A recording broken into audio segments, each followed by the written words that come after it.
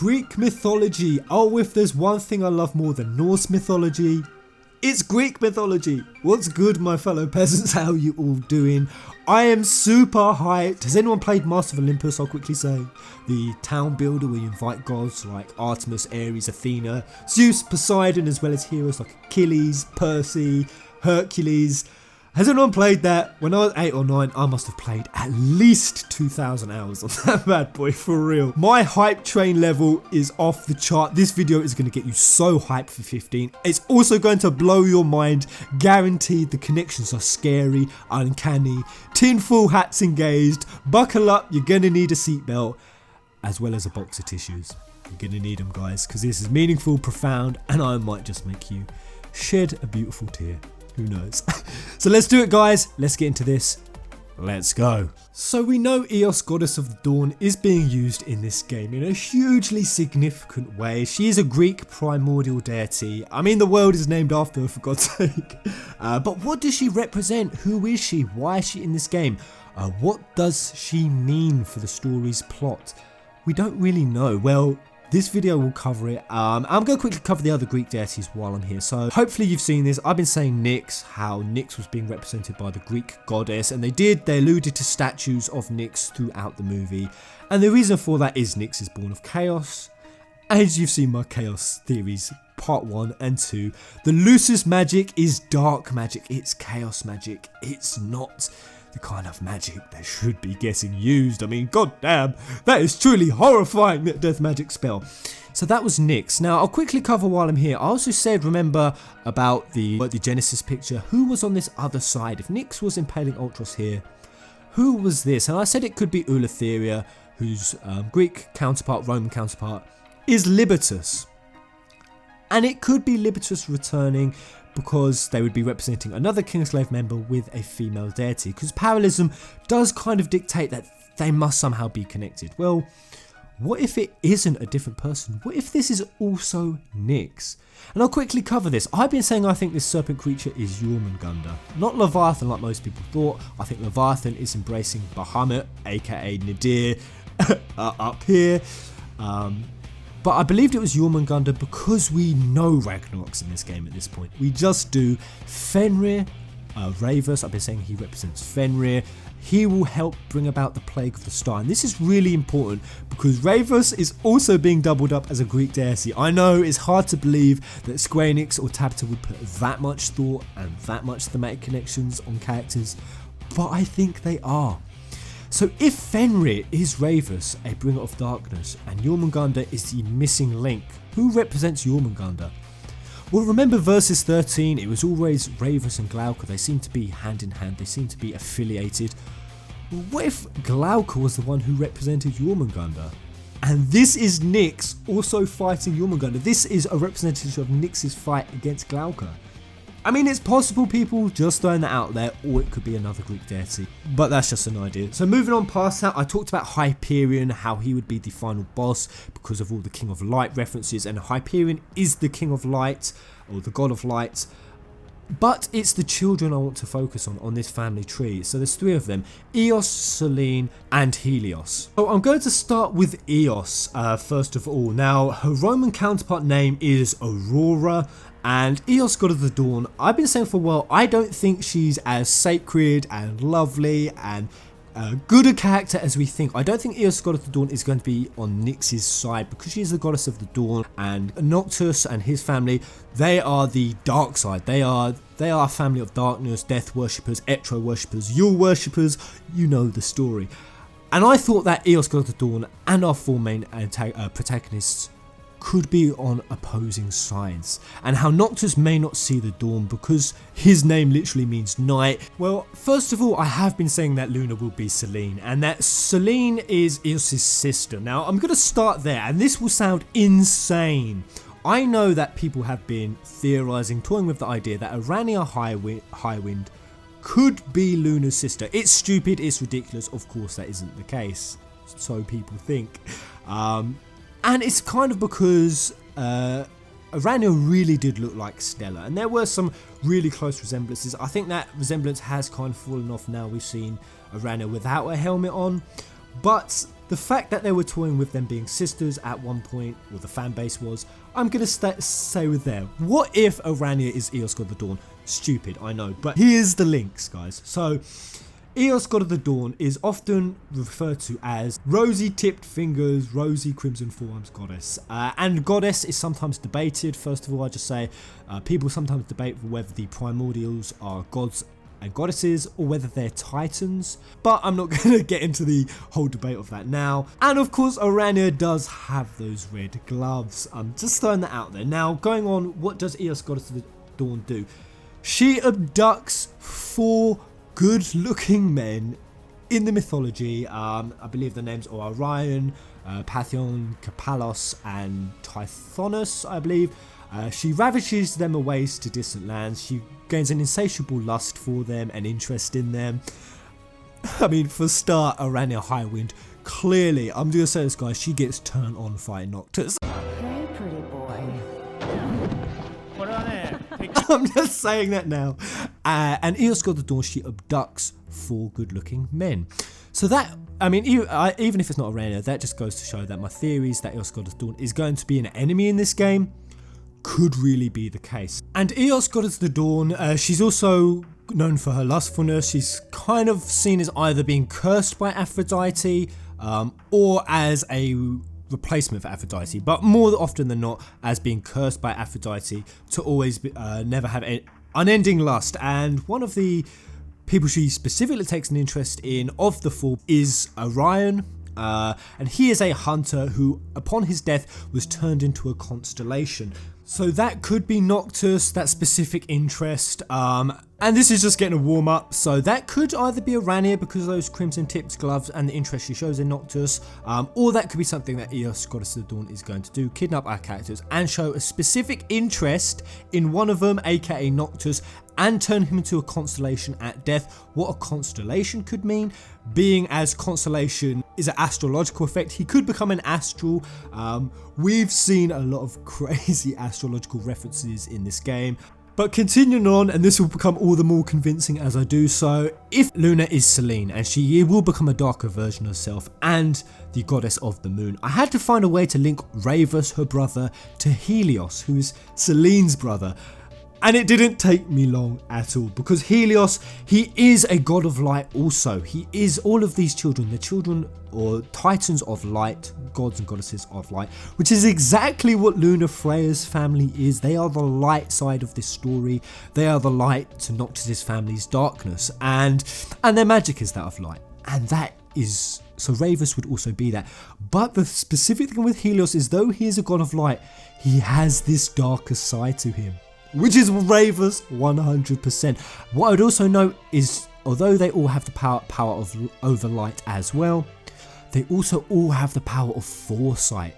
They have the power of being all-seeing. They have the power of oracles, which is also exactly what is running through the Floret bloodline. It's the power of the oracle. Remember, it's passed down through the bloodline, the power of an oracle. So that's there also. But despite being a god of light, Helios, whose Roman counterpart is Apollo, in Homeric literature, they are very clearly identified as a different type of god.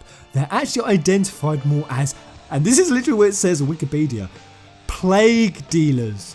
Plague dealers who bring destruction to the world and can cause mass destruction and bring fire to the world. Now, I know people were theorising that the Chapter 0 boss could also be Ravus because of the burnt arm. I thought it could be Nyx, it could be either, but it links and it perfectly connects with my theory that Ravus could be Fenrir and he could be responsible for bringing about the Plague of the Star. And Helios does the same thing, he's a plague bringer. You're beginning to feel me a bit now, right? You're beginning to feel it. You are. Okay, let's carry on. So going over to Selene now, the really key one. So the etymology of Selene is uncertain, but if the name is of Greek origin, it is likely to be connected to the word Celes, meaning light. Selene's Roman counterpart is also Luna. And I'm going to first of all talk about Selene's appearance. Surviving descriptions of Selene's physical appearance and character, apart from those which would apply to the moon itself, are scant, but 3 early sources mention hair a lot. Fair, blonde and beautiful in most, but also black, long and sleek in others. Luna's hair is fair, beautiful, and there's been a lot of focus on it. Selene is also described as all-seeing and having the power of an oracle. That's Luna also. And that also connects to the eyes that see the light of the waning souls. We saw that also back in verses 13. Now, we don't know if Luna still has this ability. It was one that Noctis also had. So just bear that in mind. Carrying on, Selene's description is also that she has quite a pale complexion, dainty in face. And also she is very often depicted as wearing a white, fairly tight-fitting dress. Well, I mean, I've added the tight-fitting bit here, but it says depicted in a white dress. It's also referred to as the White Goddess quite a lot. So, I mean, everything here is done, is just connected to Luna. But also, even if you just type in Selene necklace or Selene pendant, I decided to do that. This is what appears. Look at these necklaces, look at these pendants, bore them into your mind. This is what it gets when you type in Selene necklace. This is Lunafreya's necklace. Boom, this one. This is actually hers. It is connected. She is 152.35% being connected to Selene. Just like Stella was, she was always shown beside a moon. And Luna clearly is connected to the moon and the moon goddess. And be very intimately connected to Eos, god of the dawn. Even more intimately than she already is. Because of course, remember, Luna has the ability to commune with the gods and goddesses of Eos. And I believe that this darker side of her, it could manifest when she takes on some of the chaos from the world, from Noctis. I also said how that Selene could be the only bridge, or that Luna could be the only bridge between Noctis seeing the dawn, because the moon is the only thing that bridges the night and the day. And that'd be meaningful, profound, and beautiful. Well, it connects even deeper than that. Continuing on, and just looking at the page here, it actually does describe Selene as a Titan goddess. So I kind of think it's both Titan and goddess. But Selene, she falls in love. And just like I've been thinking that Luna might bridge the gap for Noctis, Selene, she falls in love with a man. And this is where it gets uncanny, guys. She falls in love with a man called Endymion. Now, Endymion, it's kind of debated what he was. Some say he was a shepherd, some say he was a hunter, but often a king or prince of Olympia. Oh my goodness. And there's more than more. And this is beautiful, guys. Endymion, he would often get caught staring up at the moon. Not because he was an astronomer, this is what it actually says. He would stare up at the moon for countless hours because he had fallen in love with the moon, and staring up at it made him feel closer to Selene. And that's the beauty going on in this game, the beauty and the depth of the thematic connection. Noctis is Endymion and Luna is Selene, and if you don't believe me, here's even more on Endymion. Endymion was renowned for sleeping, hugely associated with sleeping and always being asleep. So much so, there is actually a proverb, Endymius somnum dormir, which means to sleep the sleep of Endymion. And the thing is, Endymion sleeping is more than sleeping. In fact, it's said that while he's sleeping, he's actually still awake, and he actually goes to other places where he can interact, be with, and visit other people in that. It's like another realm. And the Greeks actually believed this, and this is so Noctis, down to the T. Remember the Platinum demo where Carbuncle said, you're doing more than just dreaming here, Noctis? You need to get out or you get stuck down here. Noctis's dreams are more than dreaming. This is so hype. But let's get into it. Let's get into the dark side of this story. Get the tissues ready, guys. Here we go. Selene so loved the mortal Endymion, and she believed him so beautiful that she went to Endymion's father Zeus and pleaded and entreated with him and there's two versions, to either grant him eternal youth so that he would never leave her. Alternatively, Selene so loved how Endymion looked when he was asleep that she entreated Zeus so that he might preserve Endymion.